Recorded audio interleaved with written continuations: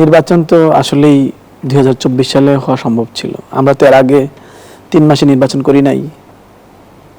তত্ত্বাবধায়ক সরকারগুলো তো 3 মাসে নির্বাচন করেছে, গ্রহণযোগ্য নির্বাচন হয়েছে। কিন্তু এইবার নির্বাচনটা এই লম্বা সময় নিয়েছে। এর পেছনে তো প্রধানত যে যুক্তিটা দেওয়া হয়েছে, 1 নম্বর যুক্তি ছিল কিন্তু সংস্কার। সংস্কারের সময় লাগছে। প্রথম আপনি ছোট ছোট 7টা কমিশন গঠন করলেন, তারপরে 11টা, তারপরে আবার ঐক্যমত্য কমিশনের রূপান্তর।